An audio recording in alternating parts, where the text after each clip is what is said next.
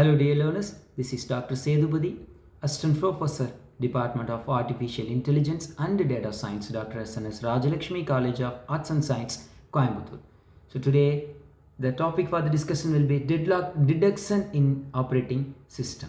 So agenda for the discussion will be like deadlock detection, single instance of each resource type, resource allocation graph and wait for graph, several instances of a resource type, and deadlock detection algorithm and its uses. And deadlock detection is like, first of all, a system allowed to enter into deadlock state. Then only you can able to go for deadlock detection, which means allow your system, your operating system to enter into deadlock state. And again you can go for the detection of deadlock. Further, once you detect the type of deadlock, you can go for apply recovery schemes. So there is deadlock detection algorithm and there are deadlock recovery schemes or algorithms or methods. And coming to single instance of each resource type, which means that we should maintain a graph, resource allocation graph or wait for graph. As we discussed earlier, resource allocation graph with all resources or with single instances. So the nodes are threads here. Thread I is waiting for thread J to release the resource held by it, if Ti is waiting for Tj. So basically it invoke an algorithm invoke the searches for a cycle in the graph, which is algorithm searches for the resource allocation graph cycle. If there is a cycle, there is a deadlock. If there is no cycle, there will not be possibility for occurrence of a deadlock. Here is the example for resource allocation graph and wait for graph.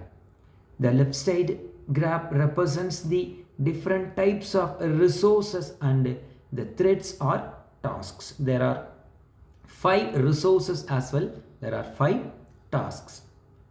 And the right side diagram comprises of wait for graph, which is like task 1 is waiting for task 2 and task 2 is waiting for task 5 as well task 3, and task 3 is waiting for task 4 to release the resources held by each of the tasks. And several instances of each resource type category.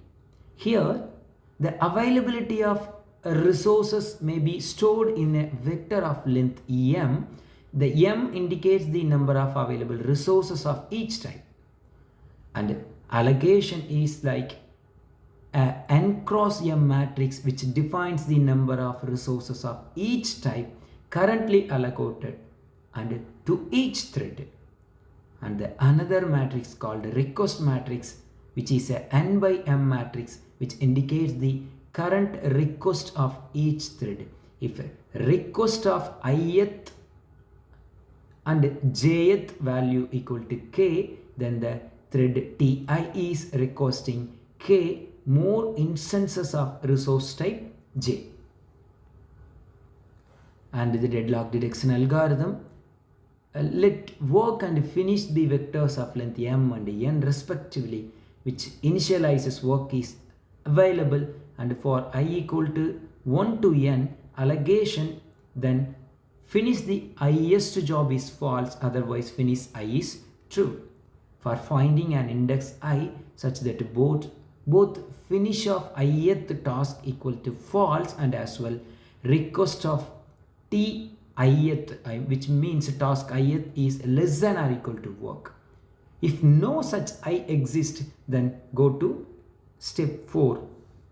And if detection is not yet occur, you can go for allocation of next ith resource. Then finish of highest resource equal to 2, then again go to step 2. Then if finish of I equal to false for some I, then I should be less than or I should be in between 1 and the nth value, then the system is in deadlock state. The algorithm requires an order of m into n squared operation to detect whether the system is in deadlock state or not. And here is the simple example of deadlock detection. There are 5 threads from T0 to T4 through 3 resource types, which resource A has 7 instances and B has 2 instances and C has 6 instances. From the table itself, you can basically understand how resource allocation occur. And the example continues. When one cycle completed, the task 2 requests an additional instance of type C, then type C is allocated in the third row, which is third row, resource A is 0, resource B is 0, the task 2 is allocated to the resource C. And deadlock detection algorithm and its usage. If detection algorithm invoked arbitrarily, there may be many cycles in the resource graph and we would not be able to tell which of the many deadlocked threads are caused the deadlock. So thank you for your patient listening, dear learners. I would like to see you in the deadlock prevention and deadlock recovery topics in the future. Thank you once again.